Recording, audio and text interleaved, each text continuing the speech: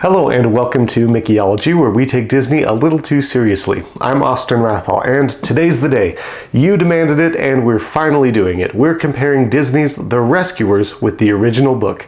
The Rescuers is a children's novel by Margery that came out in 1959. A sequel called Miss Bianca, a Fantasy followed in 1962. 7 more books would follow, but it was the first 2 books that inspired the Disney film. So, how similar was the film to the books? And are the books worth reading? Let's find out by comparing The Rescuers and Miss Bianca with the Disney movie.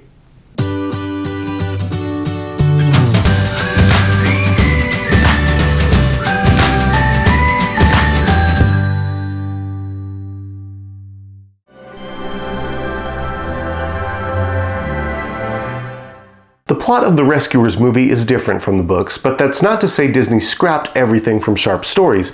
Disney adapted several characters and plot points. Both the books and the movie feature courageous mice named Miss Bianca and Bernard. Bianca is a classy white mouse admired for her beauty, and Bernard is a stout but humble mouse who serves at her side. The two of them work for an international society of mice that aids humans in distress. One of their missions requires them to rescue a little orphan girl who's been kidnapped by an evil woman and her male sidekick. Though the mice are very small, they use courage and cunning to rescue the little girl and help her find a family. That's it for similarities. Now for the differences.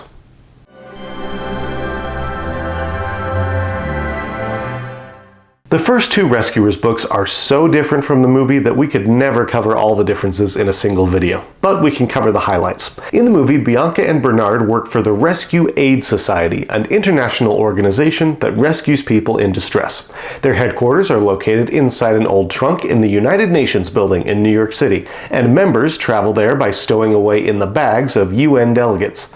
A British chairman leads society meetings. Miss Bianca serves as the delegate from Hungary, and Bernard serves as the society's janitor. When the society gets word that a girl is in trouble, Miss Bianca volunteers to rescue her and chooses Bernard to accompany her. In the book, there is no Rescue Aid Society. Instead, there's the Prisoners Aid Society, which specializes in aiding needy prisoners. The society meets inside a wine cask, where a chairwoman leads meetings. While the movie makes Bianca an esteemed delegate and Bernard a lowly janitor, the book's Bernard is a decorated member of the society, having earned a medal for bravery in the face of cats. When the chairwoman learns of a Norwegian poet imprisoned in a black castle, she sends Bernard to recruit Bianca for the mission. Bianca is a pampered mouse who belongs to a rich little boy. She's never served the society before, but her boy's father is an ambassador bound for Norway, which puts Bianca in a position to find and recruit Norwegian mice to help with the mission. Bernard recruits her to the cause, and eventually the two of them join a Norwegian mouse named Nils and rescue the prisoner from the Black Castle. In the movie, Bianca and Bernard must rescue an orphan named Penny from the clutches of a woman named Medusa and her sidekick, Mr. Snoops. They stole Penny from her home at Morningside Orphanage and took her to live on an abandoned riverboat in a place called the Devil's Bayou. There they forced Penny to search a narrow underground tunnel for a valuable diamond called the Devil's Eye. Penny is based loosely on Patience, a little orphan girl from the second Rescuers book, Miss Bianca. In that book, Bianca sets out to rescue Patience from the clutches of a woman called the Grand Duchess and her major domo, Mandrake. The two of them stole Patience to serve as the Grand Duchess's maidservant. The Grand Duchess once employed many maidservants, but disliked people so much that she had all of them replaced by clockwork robots. However, since there are some things only a human servant can do, the Grand Duchess forces Patience to wait on her and perform any task her robots can't perform. In the movie, Bianca and Bernard fly down to the bayou together and rescue Penny. In the book, Bianca and Bernard make their journey separately. The feminist Bianca wants to prove that lady mice can accomplish a mission without gentleman mice's help, so she leads an all-female rescue team to the Diamond Palace. However, the ladies flee at the sight of the robots, and Bianca is forced to rescue Patience on her own.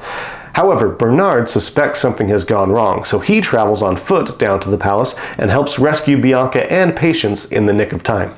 Disney's movie features several memorable characters, like Rufus the cat, who helps the mice investigate Penny's disappearance, Orville the albatross, who flies Bianca and Bernard down to the bayou, Evinrude the dragonfly, who shuttles them around the bayou, and a gang of swamp animals who live in the bayou and help defeat Medusa and Snoops. None of these characters are in the books. The closest analog to any of these characters is Nils, the Norwegian mouse from the first book, who helps Bianca and Bernard rescue the Norwegian poet. In the book, the Grand Duchess has two hunting dogs named Tyrant and Torment, who help her hunt patients down and try to prevent her from escaping. They play a similar role in the book to that of Madame Medusa's pet crocodiles from the movie, Brutus and Nero, who hunt Penny down and try to keep her from escaping.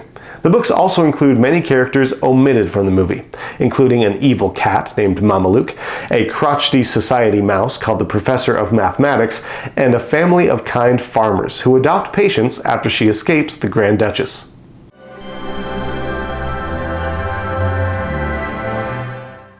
There aren't many callbacks to the books in Disney's The Rescuers, but there are a couple.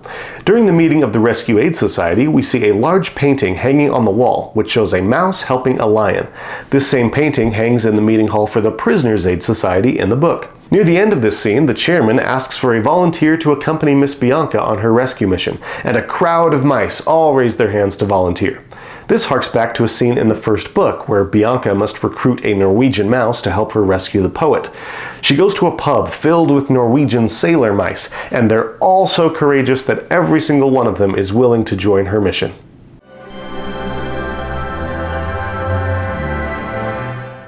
If you've never read the Rescuers books and you're wondering whether they're worth reading, the answer is yes. If you like the Rescuers movies, you'll probably like the books. Although the plot of the movie is very different from the books, it feels like it could be an installment in the series. Parts of the books are more outlandish and whimsical than the movies, but the books share the movie's humorous tone and its sense of danger. They're quite witty as well. Like Mary Poppins, Winnie the Pooh, and the works of Roald Dahl, the Rescuers books tell their stories with this dry wit and sly humor that makes for very fun reading. Also, the illustrations are fantastic. Artist Garth Williams, who illustrated Charlotte's Web, the Frances books, and the Little House on the Prairie series, drew the illustrations for the Rescuers books too, and each picture is bursting with character and humor. One thing I must warn you about, however, is that you won't find the romance of the Rescuers movies in the books. Disney's Bernard loves Bianca and eventually gets engaged to her. The book's Bernard loves Bianca too, but alas, the second book ends with her putting our boy firmly in the friend zone. So, there you have it. That is how Disney's The Rescuers compares with the two books that inspired it. Please let me know in the comments if you've ever read the Rescuers books, and if so, what did you think? Also, let me know which Disney movie you would like me to compare with its source material next. Please don't forget to leave a like and subscribe, and if you would like even more Mickeyology content, you can become a channel member here on YouTube, or go to patreon.com/Mickeyology and get access to even more Mickeyology videos. Thank you very much for watching, and I will see you next time. Bye-bye.